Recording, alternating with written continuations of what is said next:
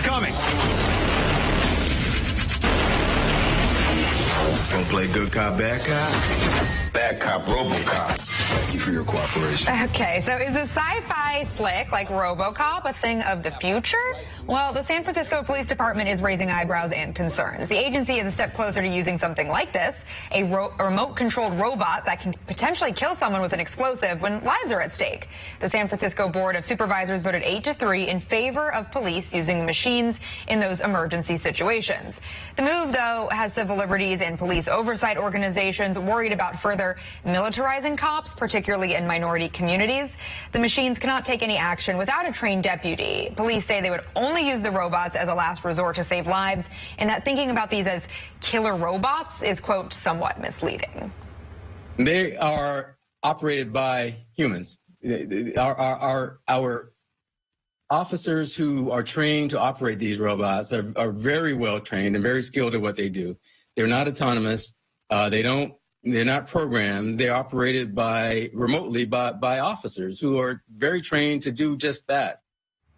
So it's not final yet, but as the New York Times notes, the board has to approve it again, and then the Democratic mayor would have to sign it into law. She has signaled, though, she supports it. The police chief says the department wants to be transparent about how the robots are used. So let's discuss this a little further. Joining us to discuss is AI expert Sultan Megji. He's the former chief innovation officer of the Federal Deposit Insurance Corporation and currently teaches at Duke University's Pratt School of Engineering. Thank you so much for being here on this topic that I think a lot of people are raising their eyebrows a bit.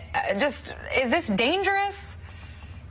Well, it's certainly a change, right? You know, up until this point throughout all of human history, when police have needed to use force in those rare moments, it's been a human doing it. And now we're, putting more and more technology in front of it. And the most concerning thing about what the government of San Francisco has done is written a fairly broad law that doesn't really distinguish, even though they insist a person controlling a piece of technology from the technology just making that same distinction.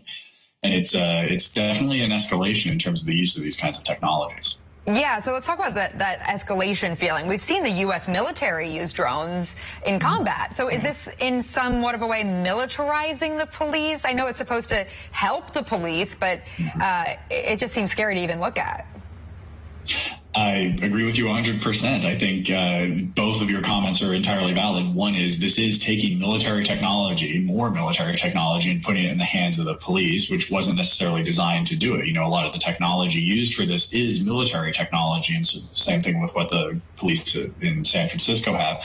And then the second is it is fundamentally doing what the U.S. military has done over the last 30 years, which is to, the old expression from the 80s and 90s was fire and forget. And a lot of what San Francisco is putting in place from a policy and governance perspective would allow them to do that if they chose to.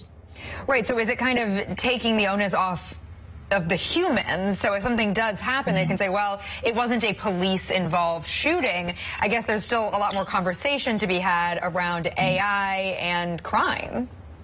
Yeah, absolutely. The U.S. military has spent decades building, millions of pages of documentation and policy and training before they started creating autonomous drones, especially with the Air Force, that could fly around and use lethal force.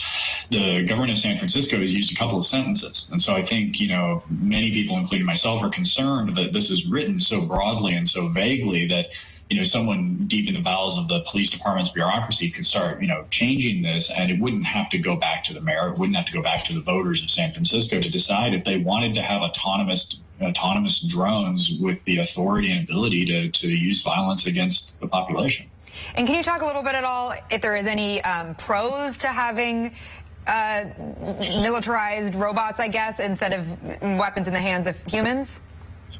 Well, there are many situations police have to deal with where, the police officers are putting their life on the line just by walking into a room. And especially in, terror situations, hostage situations, having a piece of technology there, it's always going to be better for the piece of technology to, get shot or get blown up versus a human.